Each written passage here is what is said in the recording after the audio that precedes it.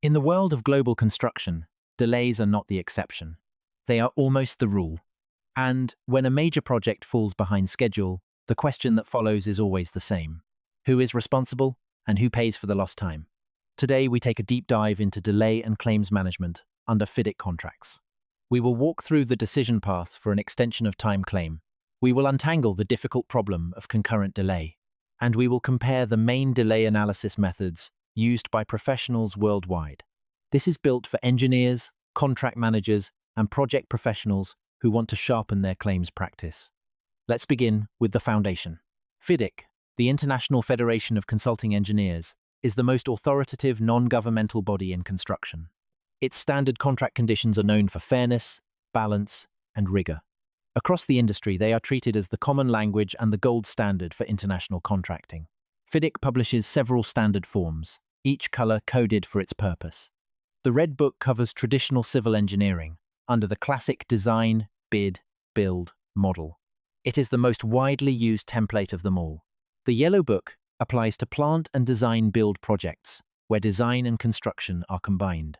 The Silver Book governs large, complex EPC turnkey projects, where the contractor carries most of the risk. And the Green Book is a short-form contract, designed for small or short-duration works. Across all of them, three principles remain constant: fair allocation of risk, cooperation built on good faith, and a strict, procedure-driven approach. Now, why does delay matter so much? Because delay is the number one risk in any construction project. When a project slips, the consequences cascade. Labor sits idle, equipment rental clocks keep running, and overhead costs keep climbing, eating directly into profit. Beyond cost, there is reputation and legal exposure. Delay can trigger liquidated damages, spark disputes, and in the worst cases, lead to litigation or an abandoned project. This is where claims come in. A claim is not a way to make extra profit. It is the contractor's legal right to seek a time extension and cost compensation for events outside its control. Handled properly, the claims process forces both parties to communicate early. It turns passive risk into active management. The guiding philosophy is simple: prevention first, claims second. From risk assessment at contract signing, to progress monitoring and evidence keeping during construction, to a prompt response when things go wrong. Only a closed loop of management can truly control delay risk. Before we go further, let's define the three foundational concepts. The first is extension of time, or EOT. When a delay is caused by something other than the contractor, the contract gives the contractor the right to push back the completion date. This protects the contractor from liability for delays it could not control. The second is the classification of delay events. There are three categories to know. Excusable delay comes from an employer risk or force majeure, and the contractor is entitled to an EOT. Non-excusable delay is caused by the contractor itself, and no extension is granted. Compensable delay goes one step further, allowing the contractor to claim not only time, but also money. The third concept is the most complex of all: concurrent delay. This is when two or more independent delay events happen in the same period, and each one alone would have been enough to delay the project. The general position is that the contractor is entitled to an extension of time, but not to additional cost compensation. The key lies in two things coexisting. The events must be independent, and they must overlap in time. Picture a timeline where an employer-caused event and a contractor-caused event overlap on the critical path. That overlap is the classic battlefield of delay disputes. Now, let's build the decision tree for an EOT claim, step by step. Step 1 asks a single core question: did a delay event actually occur? To answer it, you need two things. First, has an actual key milestone fallen materially behind the baseline program? Second, is there a specific, attributable event, such as an employer instruction, force majeure, or a design change, that directly caused the stoppage or slowdown? Here, the contractor carries the burden of proof. That means keeping site records, daily logs, and progress photos. It means preserving formal correspondence, including the delay notices sent to the employer or engineer. And it means retaining minutes of key meetings where the delay was acknowledged. If the answer is no, if there was no material delay, the claim simply ends and work continues as planned. If the answer is yes, the delay is established and you move to the next stage. This is where the Gantt chart becomes so powerful. A standard project schedule shows the timeline of tasks and the dependencies between them. In a claim, it is one of the most persuasive documents you have, proving the planned duration, comparing it against actual progress, and quantifying the impact of delay. Now to steps 2 and 3.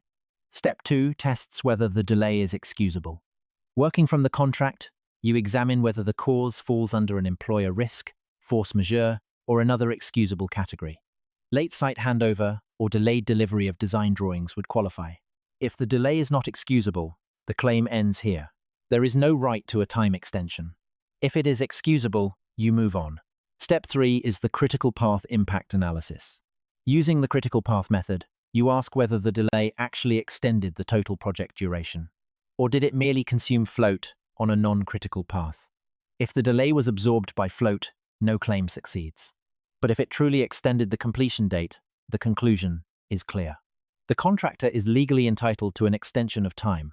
That, in essence, is the full EOT decision logic under the FIDIC 2017 framework. Once you know a claim is valid, you need the right tool to measure the delay.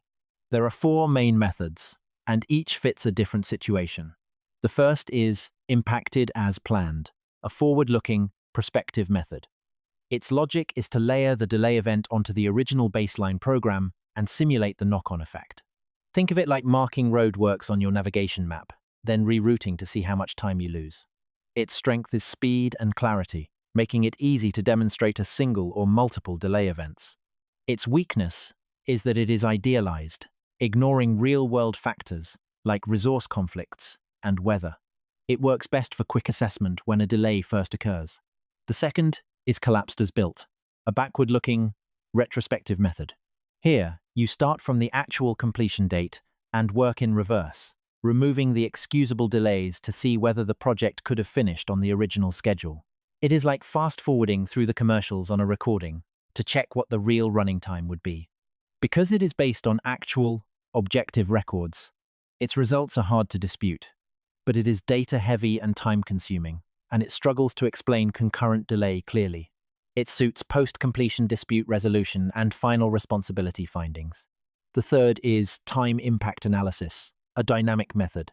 The moment a delay happens, you update the program and model the ripple effect on the work ahead, keeping plan and reality in sync. It is like recalculating your route the instant you hit traffic, rather than blindly following the old plan. Its strength is real-time relevance, offering the most timely data for decisions. Its weakness is that it demands high-quality live data and constant maintenance. It is ideal for progress monitoring and assessing changes during execution. The fourth is Windows analysis, the slice and dice method. Here, you cut the whole project into separate time windows and analyze the causes and effects of delay within each one. It is like breaking a film into segments and studying it frame by frame. It is the most precise method, and it can effectively untangle complex concurrent delays.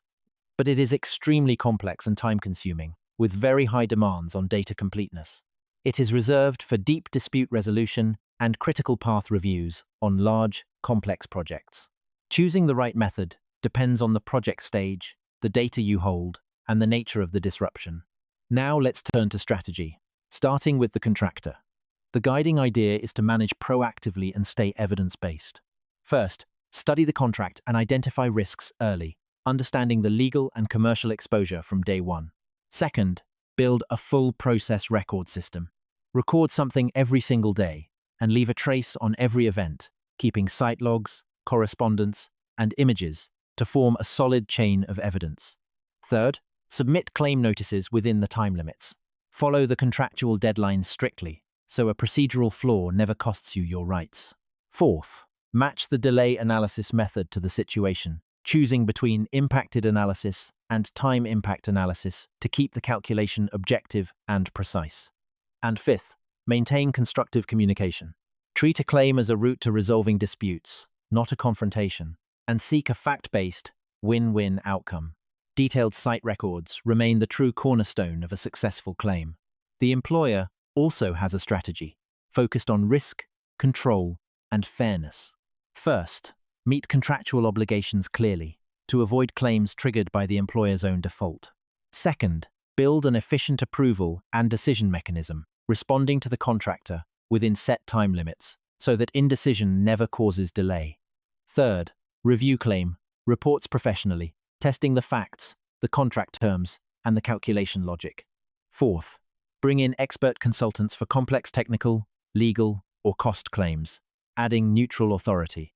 And fifth, push for early negotiation, resolving disputes before they escalate into a lose-lose situation. The core of the employer's approach is the same.